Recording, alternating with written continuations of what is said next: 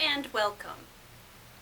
I hope that you are doing well. Thank you so much for joining me here today to talk about books. And before we get started, I just wanted to mention a couple things. So I'm sure that you realized last week my video got posted a little late, and the reason for that is that I was diagnosed with a sinus infection. So I was kind of fighting that off. The medication they gave me was making me tired.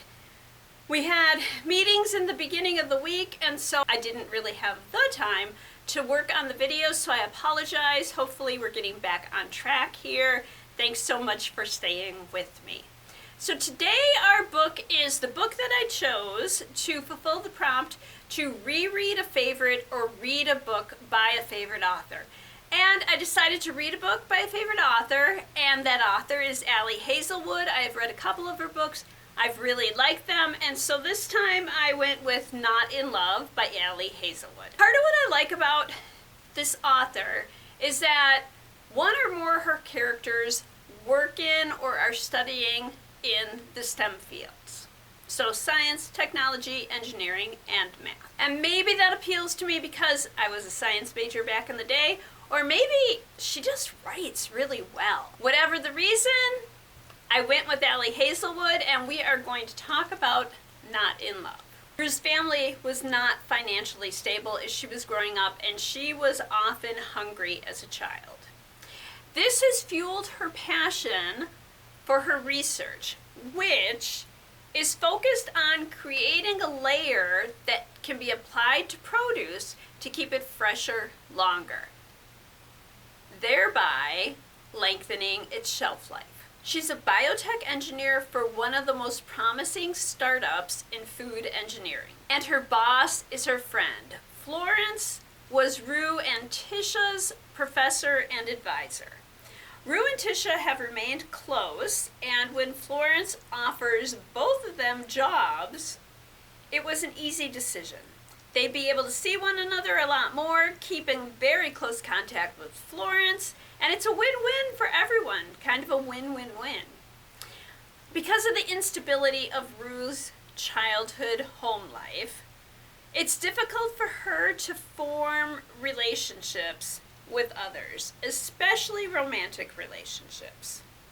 Her solution is a series of one-night stands, so she doesn't have to worry about the relationship part.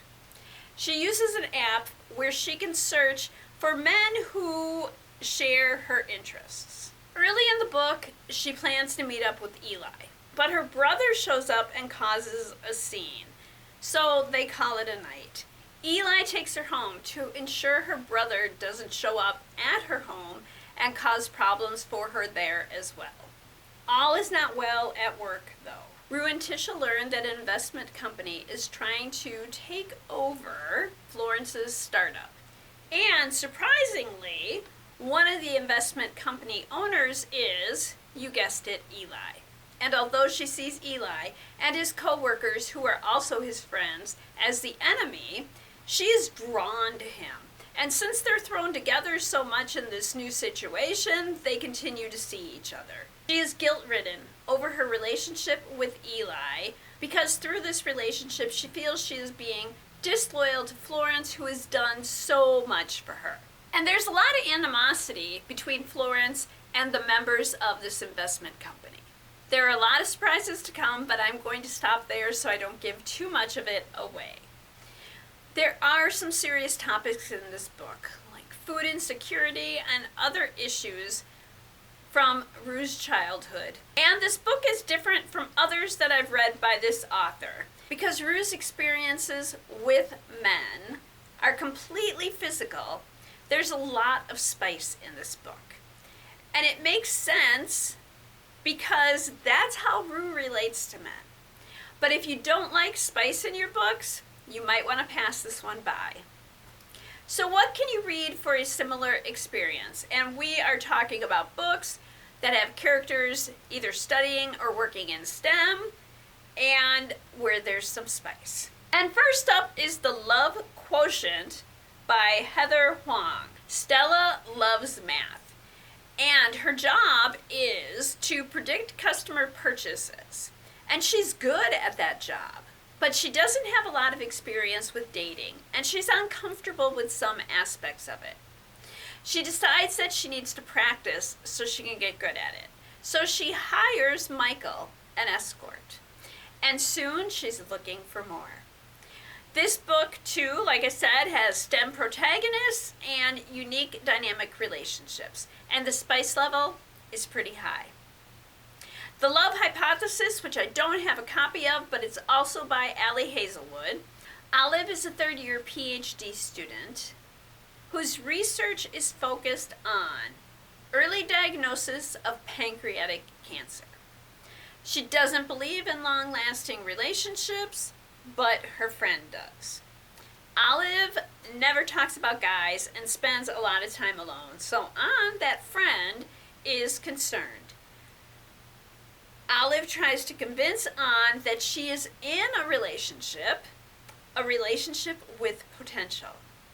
To prove her point, she kisses the first man who walks by, because obviously they're meeting to have a rendezvous. He just happens to be Adam, a young professor.